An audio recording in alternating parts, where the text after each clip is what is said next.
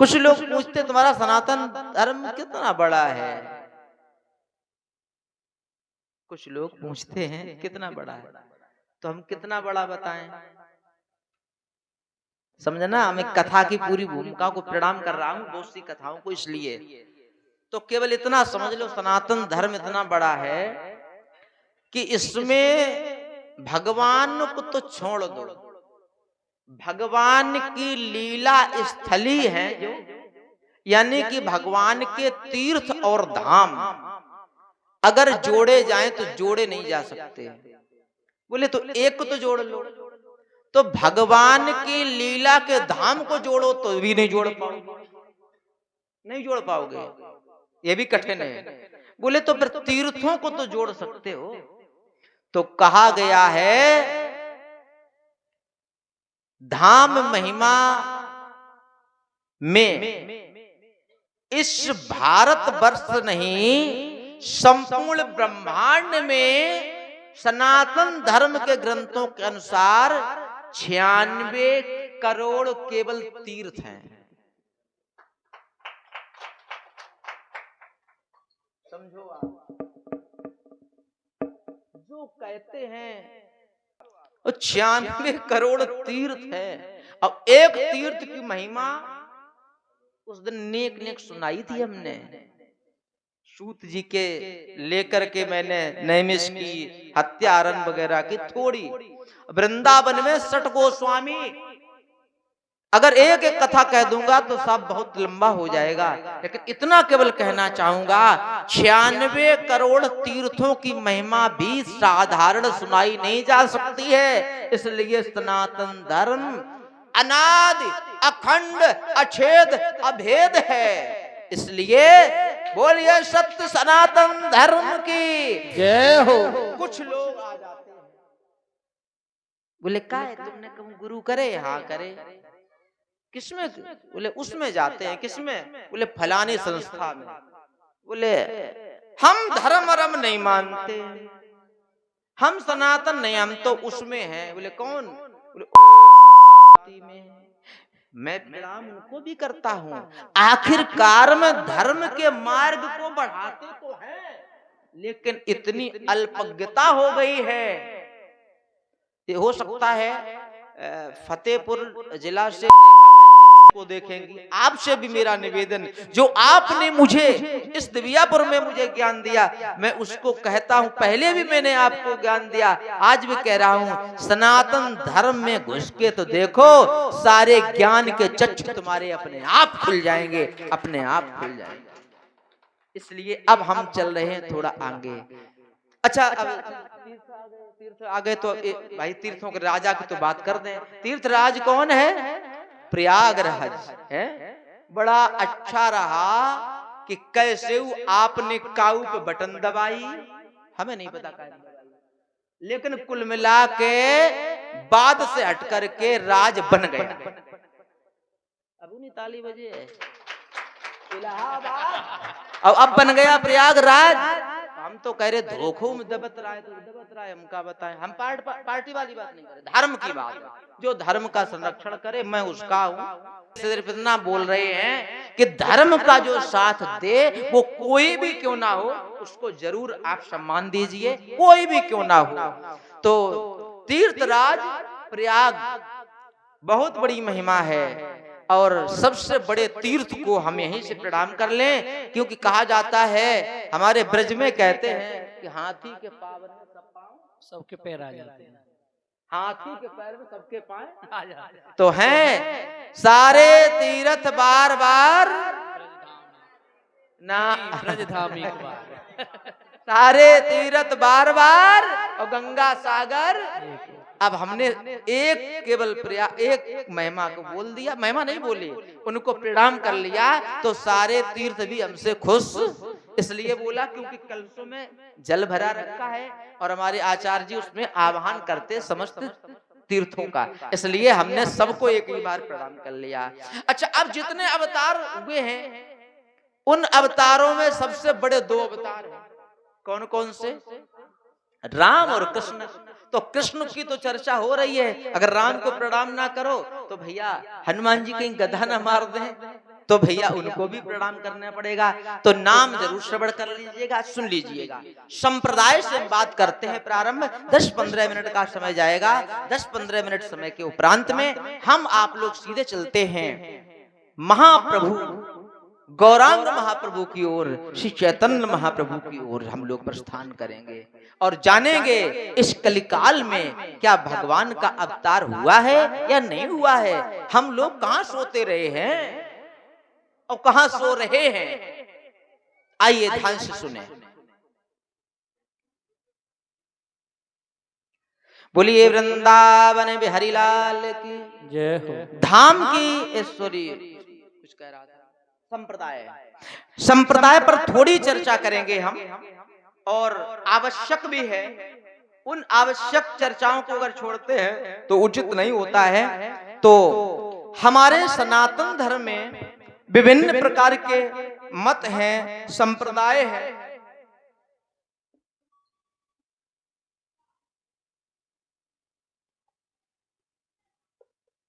श्री कृष्ण गोविंद हरे मुरारी, हे नाथ नारायण वासुदेवा। श्री कृष्ण गोविंद हरे मुरारी, हे नाथ नारायण वासुदेवा। श्री कृष्ण गोविंद हरे मुरारी, हे नाथ नारायण वासुदेवा। श्री कृष्ण गोविंद हरे मुरारी, हे नाथ नारायण वासुदेवा। हे नाथ नारायण वासुदेवा, हे नाथ नारायण वासुदेवा। हे नाथ नारायण वासुदेवा। हे नाथ नारायण वासुदेवा। श्री कृष्ण गोविंद हरे मुरारी, हे नाथ नारायण वासुदेवा। श्री कृष्ण गोविंद हरि, हे नाथ नारायण वासुदेवा। कहीं आपके हृदय में ये भाव ना आ जाए कि 96 करोड़ तीर्थ कहीं अतिशयोक्त तो नहीं कह दिया है महाराज जी ने। तो मैंने एक और शब्द कहा है। क्या कहा? मैंने कहा कि 96 करोड़ तीर्थ संपूर्ण ब्रह्मांड में है, और हम लोग अपने ब्रह्मांड को केवल इस मृत्यु लोक पृथ्वी को ही ब्रह्मांड मान लेते हैं। इस पर मैं थोड़ी सी चर्चा है, तुरंत ही हम संप्रदाय में हैं। कल मैंने सप्त द्वीपों की चर्चा की थी। उसमें 7 द्वीपों के बाद में मैंने चर्चा की थी लोकालोक पर्वत, जिसको सुमेरु पर्वत भी अन्य अन्य संतों का मत है, और कंचन टापू, ये मैंने चर्चा की थी। तो मैं आज आपको उनको भी थोड़ा कहूंगा, ध्यान से श्रवण करिएगा। एक बार एक और बात कह दूं, गुप्त कहने तो जा रहे थे संप्रदाय, लेकिन प्रेरणा हनुमान जी से मिली है।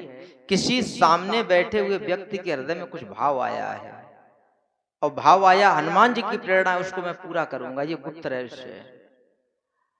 तो अब उसको उत्तर हम डायरेक्ट देंगे तो उसको ये लगेगा कि महाराज हमारे ऊपर कह रहे हैं, इसलिए हम कथा का आश्रय ले लेते हैं। ठीक, सबसे अच्छी तरीका है कथा का आश्रय।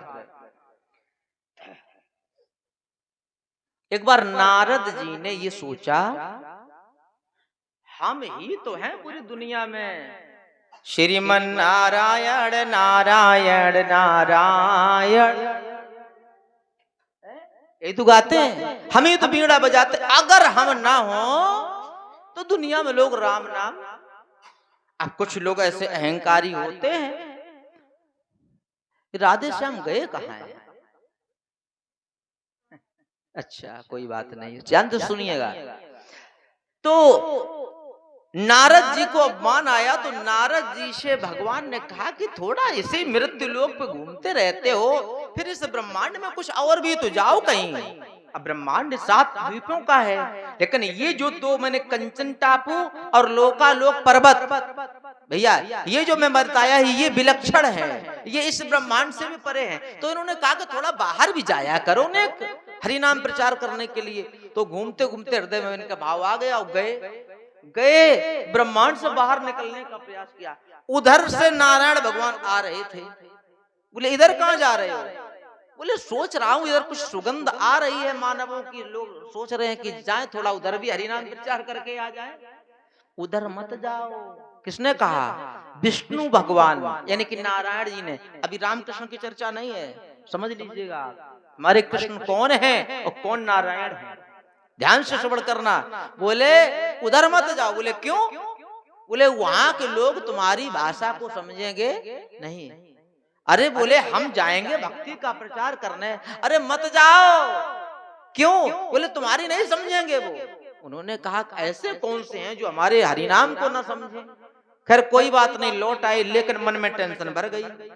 एक बार चुपचाप मैया लक्ष्मी जी के पास पहुंचे और ये सोचा कि जब लक्ष्मी मैया होंगी साथ साथ तभी इनसे हम चर्चा करेंगे। गए लक्ष्मी मैया के सामने कहा प्रणाम और प्रणाम, और उन्हें भी प्रणाम किया, दूसरे को एक दूसरे प्रणाम किया। लक्ष्मी मैया से कहा के सामने कहा, बोले महाराज एक बात कहें, उस दिन हम वहां जा रहे थे आगे इस ब्रह्मांड को छोड़ के, और तुम रोक क्यों दिया था? अरे वहां जाते हरिनाम की महिमा का। बोले ऐसा करो तुम अकेले न जाओ। यद्यपि रोका लेकिन नहीं माने। जैसे पहले रोका था कि जैसे तुमने कामदेव को जीत लिया, बताना किसी को नहीं, लेकिन नहीं माना। अभिमान तो अभिमान है, कभी किसी को आ सकता है। तो हुआ ये, मन नहीं माना। अब मैया लक्ष्मी के सामने पहुंचे तो बोले ऐसा करो अकेले ना जाओ, मेरे साथ चलो, मेरे साथ चलो। कि ठीक है चलो। चलने लगे। कोई सीट थोड़ी ना बुकिंग करनी पड़ती, भगवान तो जहां चाहे वहां प्रकट। जैसे इस लोक को छोड़ करके, इस ब्रह्मांड को छोड़ करके आगे बढ़े तो ये कंचन टापू की ओर बढ़े। ठीक, कंचन टापू की ओर बढ़े तो वहां देखते क्या है, अजीब अजीब प्रकार से लोग, कैसे कैसे लोग साहब इंद्रियों से रहे। बताओ इंद्रियों से रहे मतलब जीवो नहीं, अथवा है यहां कैसी नहीं, इंद्रियों से रहित है, बिना भोजन रहते हैं, भोजन नहीं खाते। अब समझो आप, भोजन नहीं खाते हैं। फिर उसके बाद हम कैसे, उनके अंग जो हैं इतने उत्तम हैं, सुगंध द्रव्य उनसे सुगंध हमेशा निकलती रहती है। शरीर हड्डियां इतनी मजबूत हैं कि बिल्कुल वज्र के समान समझो सुदृढ़ मजबूत है। उसके बाद में उनके दांत 32 नहीं 60 दांत, जैसे 4 प्रमुख हैं, सुंदर बहुत है। नारद जी ने देख के ऐसे रह गए। अब क्यों ये लीला कर रहे हैं? क्योंकि इनके अहंकार को तोड़ना है, समझना। उन्होंने अब ऐसे को देखा और सोचने लगे क्या बात। बोले सुनो सुनो भैया, रुको। रोका। बोले थोड़े हमारे साथ गाओ। क्या? हरे कृष्णा आप ना बजाओ। हरे कृष्णा कृष्णा कृष्णा हरे हरे। उन्होंने देखा, वो देखा, हटो। राम राम हरे हरे। इधर देखा, ऐसे प्रणाम किया नारद जी को। हम अपने काम से जा रहे हैं। जैसे यहाँ किसी व्यक्ति से करूँ कथा से, अरे भैया कहाँ टाइम है, तो उसने भी कह दिया कि बताओ राम से प्रेम नहीं, कृष्ण से प्रेम नहीं, चक्कर में पड़ गए। क्या करें? गए पीछे पीछे गए तो देखा क्या, वो भागता हुआ जा रहा था। जैसे यहाँ थोड़ा रुका तो थोड़ा विलंब हुआ, अब वो विलंब कैसे पूरा हो, भागा, भाग करके जा रहा। देखा देखा क्या, तब तक गेट बंद हो गया। ये घटना क्या है? एक मंदिर में आरती हो रही थी और आरती में सम्मिलित होने जा रहा था। वहां कंचन टापू के लोग भगवान का नाम नहीं बल्कि भगवान के रूप में आसक्त हो चुके हैं प्यारे, आसक्त हो चुके हैं। अब तुम ये मत सोचना कि नाम की महिमा नहीं है, ऐसा ना सोचना कि नाम की महिमा नहीं, हम जहाँ रहते हैं नाम की महिमा वहाँ। अब नारद जी चक्कर में पड़ गए, बोले हमारा तो बीणा धरा का धरा रह गया। उन्होंने देखा वो मंदिर हो गया बंद। उसने कहा ए भैया आरती हो गई, आपस में बात की, बोले हाँ हो गई। अरे भगवान, और मर गया। अजीब बात भैया, अजीब बात, मर गया। नारद जी ने कहा ये तो भगवान के विरह में रूप के बिना देखे मर गया, ऐसा तो कोई मृत्यु लोक पे है ही नहीं, हमहू नहीं है, हमू नहीं है। अब अभिमान चूर होने लगा। बोले अब क्या होगा इसका, अब इसको जलाएं गलाएं? बोले नहीं, ये जलाए नहीं जाते यहाँ पर। फिर क्या होगा? बोले देखो। नारद जी बैठ गए, रात भर बैठे रहे। सवेरे जैसे ही मंगला आरती का घंटा बजा, टन एकदम झटका लगा उसे। उठा और देखा भगवान को रूप को देख खड़े हो गए, हाथ जोड़ के। जो मरा हुआ था वो जिंदा हो गया। इसको कहते हैं कंचन टापू। तो कोई यह ना सोचे कि मैं हरिनाम संकीर्तन, ये मैं सोच रहा हूँ कि राम किशोर सबको नाम गुणान बात करवा रहे, तो अब विकास कुंज में हम ही हमें नहीं। हो सकता है आप में भी कोई ऐसा हो। प्रेरणा यहाँ से मिली है और प्रेरणा को हम कभी अधूरा। अब इतनी बात बताई है तो एक बात और भी बता दें। एक वहां पर, अब वहां इंसानों को छोड़ो, अब देखो पक्षियों की। बोले नारद जी यहाँ तक आए हो तो कुछ एक नजारा और देख लो। एक सरोवर था, सरोवर में हंस घूम रहे थे। हंसों को देखा, एक बेचारा हंस रो रहा था। बोले महाराज जी हंस क्यों रो रहा है? नारद जी ने पूछा। बोले स्त्री